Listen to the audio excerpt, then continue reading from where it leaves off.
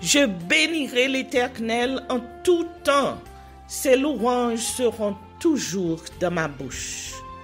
Oh, j'aime qu'on ait un problème. Et puis qu'elle est content comme ça. Ah, m'pas caché, Dieu.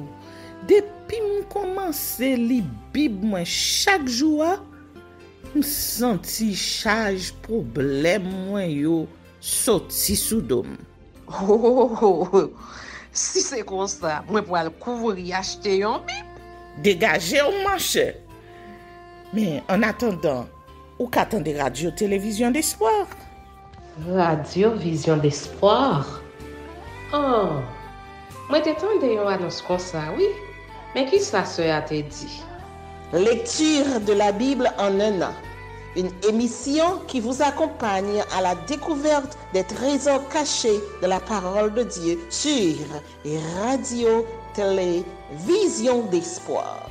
Chaque jour de 11h à 11h30 du matin, excepté mercredi 5h30, 6h de l'après-midi, samedi 7h30, 8h du matin, avec les sœurs Chantal Saint-Hubert, Claude Louis Orisma et votre servante Maudeline Maurice Hilaire.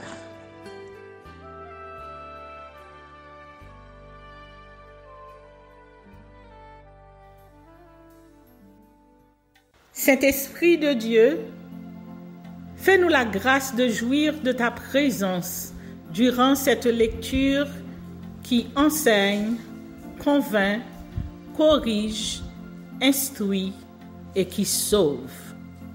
Au nom de Jésus, Amen.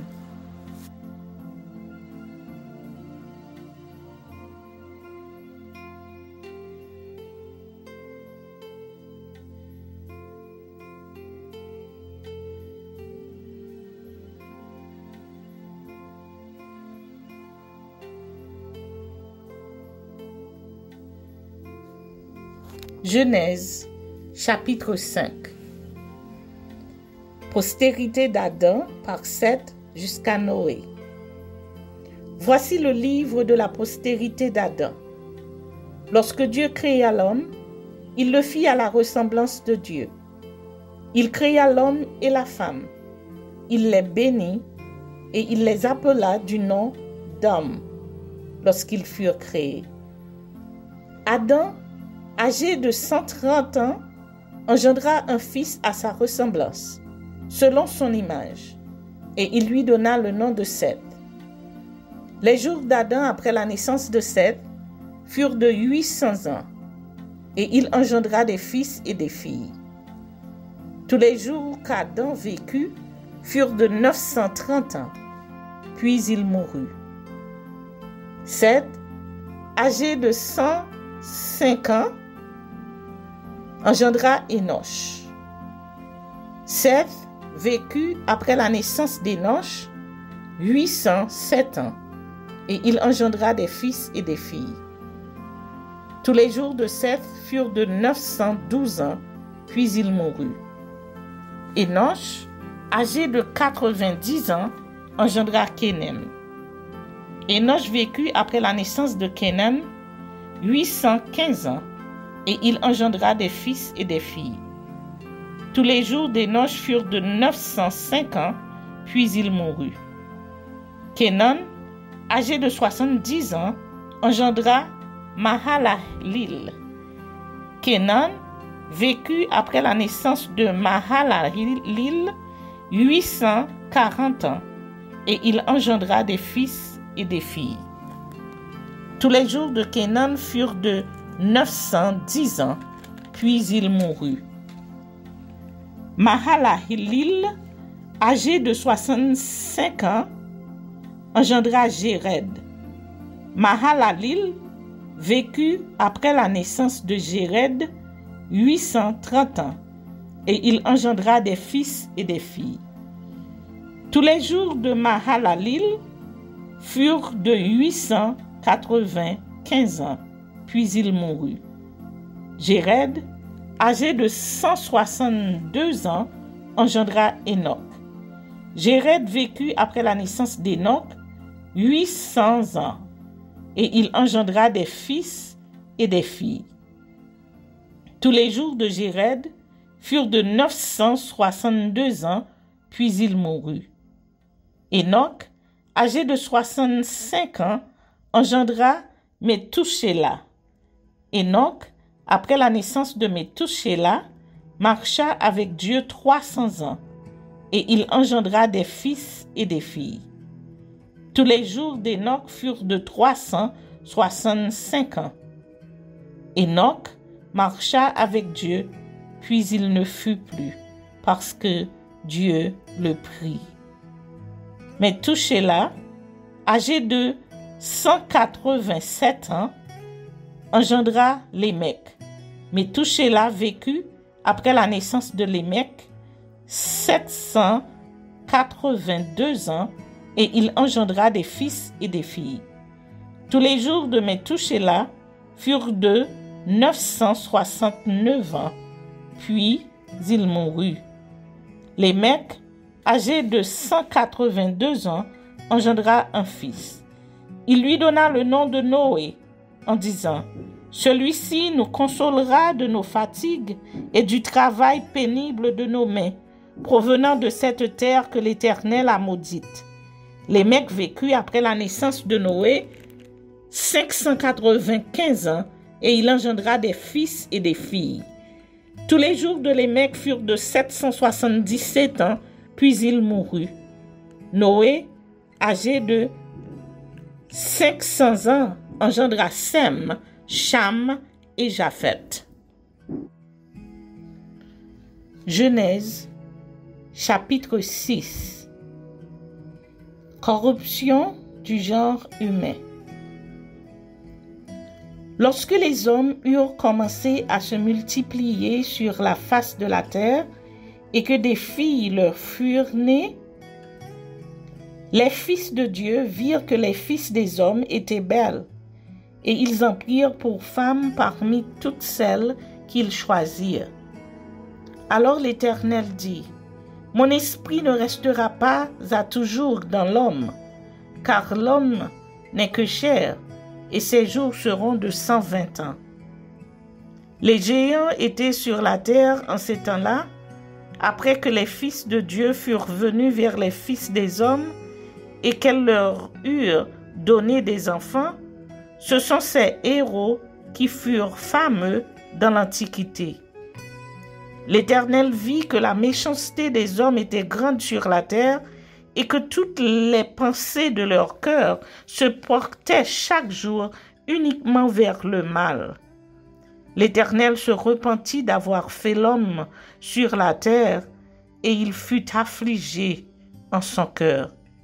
Et l'Éternel dit: « J'exterminerai de la face de la terre l'homme que j'ai créé, depuis l'homme jusqu'au bétail, aux reptiles et aux oiseaux du ciel, car je me repens de les avoir faits. »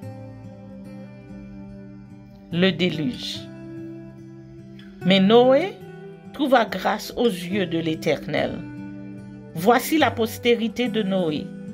Noé était un homme juste et intègre. Dans son temps, Noé marchait avec Dieu. Noé engendra 3 fils, Sem, Cham et Japheth. La terre était corrompue devant Dieu. La terre était pleine de violence. Dieu regarda la terre, et voici, elle était corrompue, car toute chair avait corrompu sa voie sur la terre. Alors Dieu dit à Noé: « La fin de toute chair est arrêtée par devant moi, car ils ont rempli la terre de violence. Voici, je vais les détruire avec la terre. Fais-moi une arche de bois de gopher. Tu disposeras cette arche en cellules, et tu l'enduiras de poix en dedans et en dehors. Voici comment tu la feras. L'arche aura 300 coudées de longueur, 50 coudées de largeur et 30 coudées de hauteur. Tu feras à l'arche une fenêtre que tu réduiras à 1 coudée en haut Tu établiras une porte sur le côté de l'arche et tu construiras un étage inférieur, un second et un troisième. Et moi, je vais faire venir le déluge d'eau sur la terre pour détruire toute chair ayant souffle de vie sous le ciel. Tout ce qui est sur la terre périra. Mais j'établis mon alliance avec toi. Tu entreras dans l'arche, toi et tes fils, ta femme et les femmes de tes fils avec toi. De tout ce qui vit, de toute chair, tu feras entrer dans l'arche 2 de chaque espèce pour les conserver en vie avec toi. Il y aura un mâle et une femelle. Des oiseaux selon leur espèce, du bétail selon son espèce, et de tous les reptiles de la terre selon leur espèce. 2 de chaque espèce viendront vers toi pour que tu leur conserves la vie. Et toi, prends de tous les aliments que l'on mange et fais-en une provision auprès de toi, afin qu'ils te servent de nourriture ainsi qu'à eux. C'est ce que fit Noé. Il exécuta tout ce que Dieu lui avait ordonné.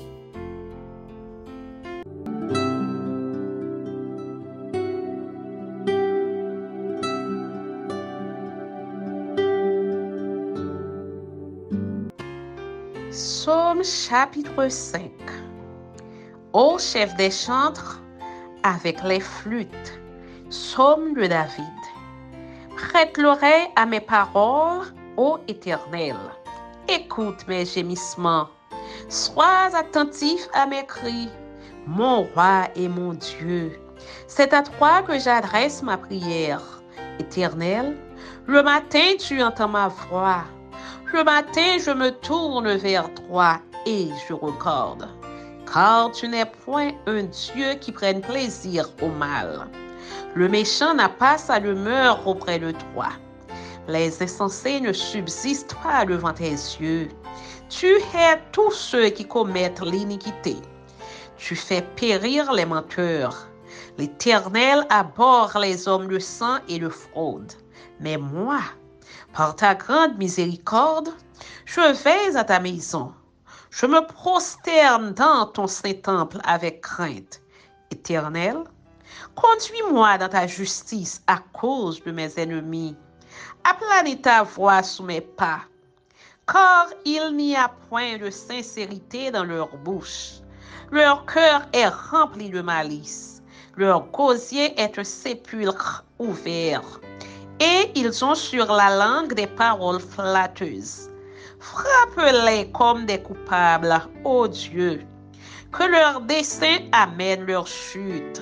Précipite-les au milieu de leurs péchés sans nombre, car ils se révoltent contre toi. Alors tous ceux qui se confient en toi se réjouiront. Ils auront de l'allégresse à toujours, et tu les protégeras. Tu seras un sujet de joie pour ceux qui aiment ton nom, car tu bénis le juste, ô Éternel. Tu l'entoures de ta grâce comme d'un bouclier. Amen. Psaume chapitre 6. Ô chef des chantres, avec instrument à cordes, sur la harpe à 8 cordes, psaume de David. Éternel, ne me punis pas dans ta colère et ne me châtie pas dans ta fureur. Aie pitié de moi, Éternel, car je suis sans force. Guéris-moi, Éternel, car mes os sont tremblants. Mon âme est toute troublée. Et toi, Éternel, jusque à quand? Reviens, Éternel, délivre mon âme. Sauve-moi à cause de ta miséricorde. Car celui qui meurt n'a plus ton souvenir. Qui te louera dans le séjour des morts? Je m'épuise à force de gémir. Chaque nuit, ma couche est baignée de mes larmes. Mon lit est arrosé de mes pleurs. J'ai le visage usé par le chagrin. Tous ceux qui me persécutent me font vieillir. Éloignez-vous de moi, vous tous qui faites le mal, car l'Éternel entend la voix de mes larmes. L'Éternel exauce mes supplications. L'Éternel accueille ma prière. Tous mes ennemis sont confondus, saisis d'épouvante. Ils reculent, soudain couverts de honte. Amen.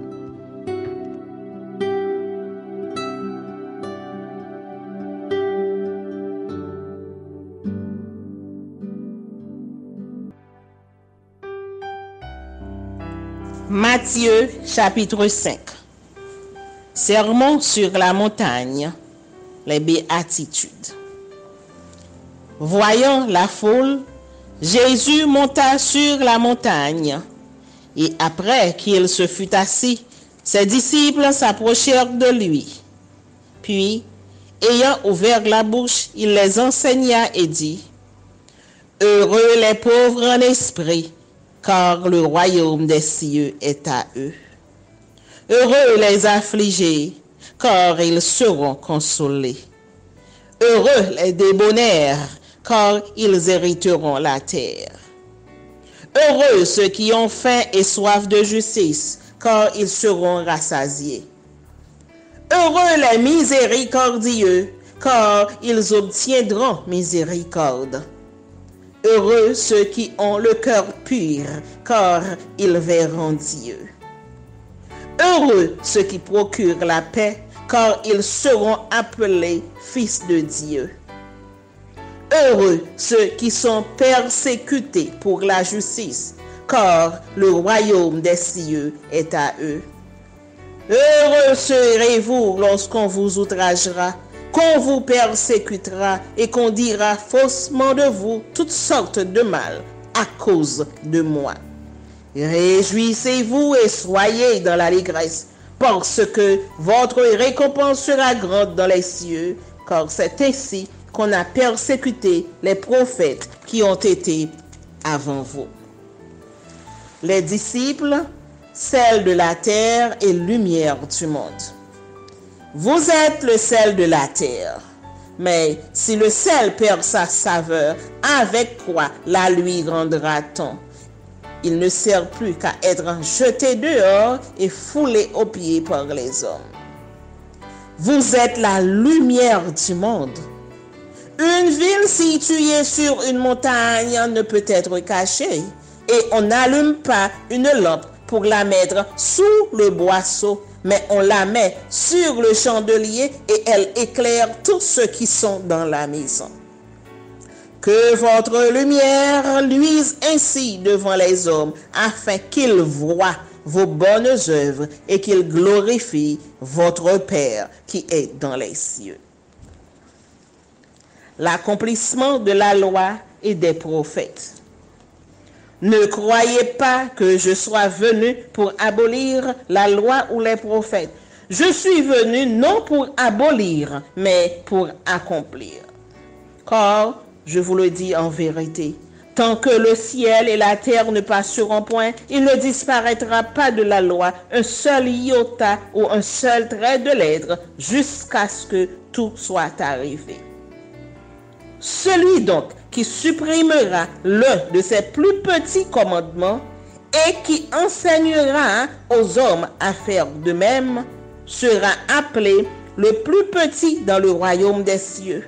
Mais celui qui les observera et qui enseignera à les observer, celui-là sera appelé grand dans le royaume des cieux. Car, je vous le dis, si votre justice ne surpasse pas celle des scribes et des pharisiens, vous n'entrerez point dans le royaume des cieux. Vous avez entendu qu'il a été dit aux anciens, « Tu ne tueras point. » Celui qui tuera mérite d'être puni par les juges. Mais moi, je vous dis que quiconque se met en colère contre son frère mérite d'être puni par les juges. Que celui qui dira à son frère « Raka » mérite d'être puni par le Sanhédrin, et que celui qui lui dira « Insensé » mérite d'être puni par le feu de la géhenne. Si donc tu présentes ton offrande à l'autel et que là, tu te souviennes que ton frère a quelque chose contre toi, laisse là ton offrande devant l'autel et va d'abord te réconcilier avec ton frère, puis viens présenter ton offrande. Accorde-toi promptement avec ton adversaire pendant que tu es en chemin avec lui, de peur qu'il ne te livre au juge, que le juge ne te livre à l'officier de justice et que tu ne sois mis en prison. Je te le dis en vérité, tu ne sortiras pas de là que tu n'aies payé le dernier cadran. Vous avez appris qu'il a été dit, tu ne commettras point d'adultère, mais moi, je vous dis que quiconque regarde une femme pour la convoiter a déjà commis un adultère avec elle dans son cœur. Si ton œil droit est pour toi une occasion de chute, arrache-le et jette-le loin de toi, car il est avantageux pour toi que seul de tes membres en périsse et que ton corps tout entier ne soit pas jeté dans la géhenne. Et si ta main droite est pour toi une occasion de chute, coupe-la et jette-la loin de toi, car il est avantageux pour toi que seul de tes membres périsse et que ton corps en entier n'aille pas dans la géhenne. Il a été dit que celui qui répudie sa femme lui donne une lettre de divorce. Mais moi, je vous dis que celui qui répudie sa femme, sauf pour cause d'infidélité, l'expose à devenir adultère, et que celui qui épouse une femme répudiée commet un adultère. Vous avez encore appris qu'il a été dit aux anciens, tu ne parjureras point, mais tu t'acquitteras envers le Seigneur de ce que tu as déclaré par serment. Mais moi, je vous dis de ne jurer aucunement, ni par le ciel, parce que c'est le trône de Dieu, ni par la terre, parce que c'est son marchepied, ni par Jérusalem, parce que c'est la ville du grand roi. Ne jure pas non plus par ta tête, car tu ne peux rendre blanc ou noir un seul cheveu. Que votre parole soit oui, oui, non, non. Ce qu'on y ajoute vient du malin. Vous avez appris qu'il a été dit œil pour œil et dent pour dent.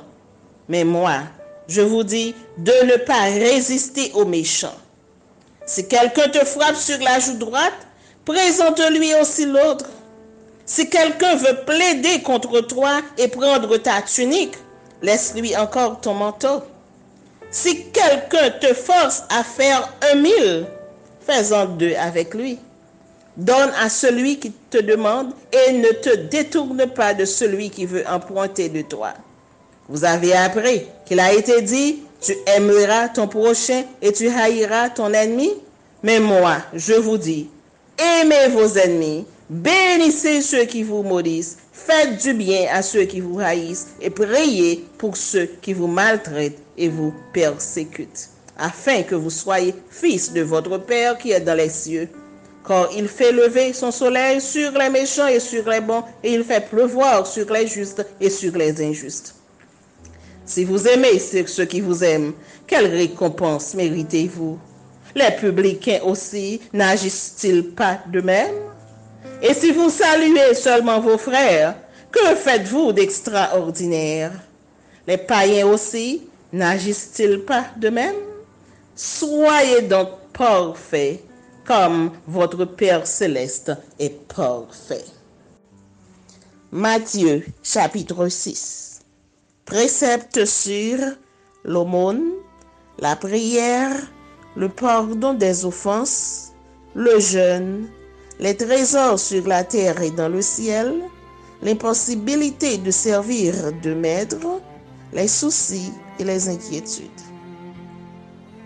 Gardez-vous de pratiquer votre justice devant les hommes pour en être vu.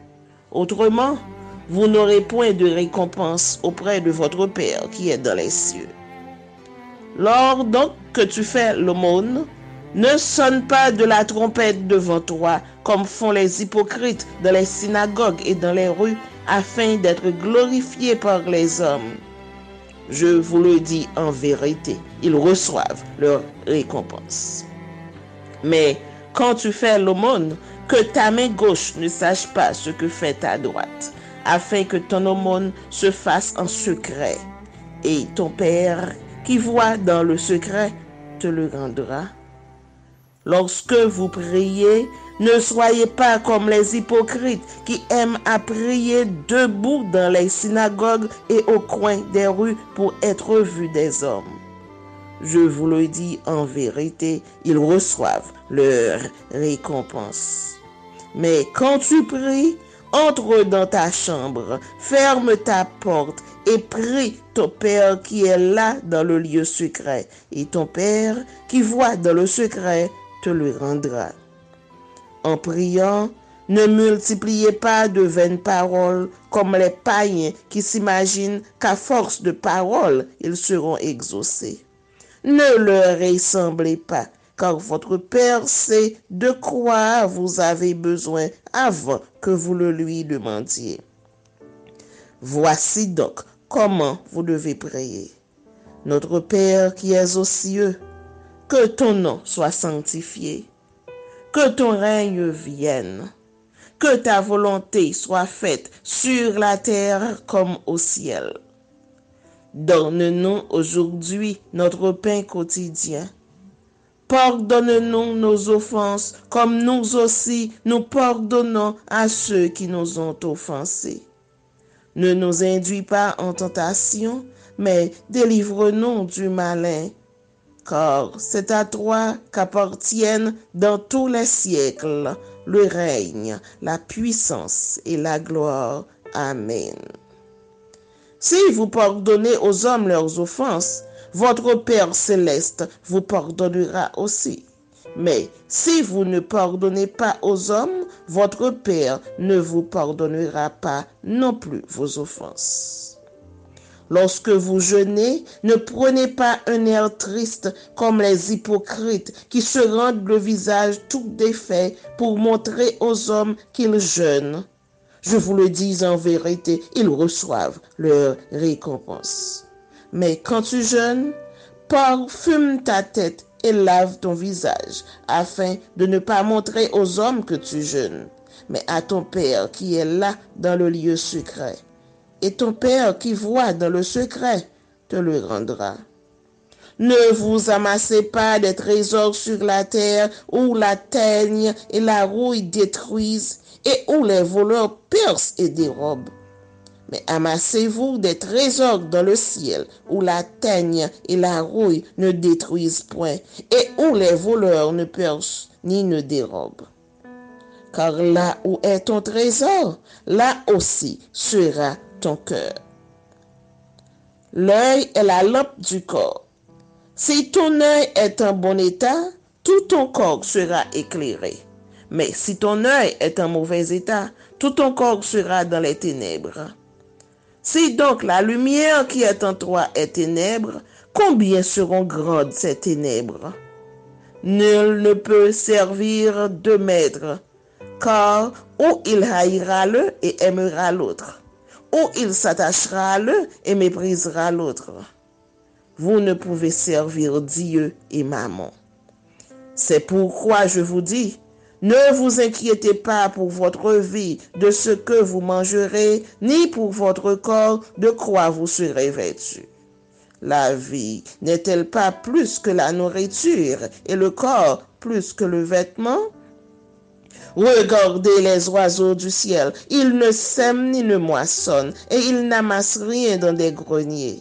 Et votre Père céleste les nourrit. Ne valez-vous pas beaucoup plus qu'eux?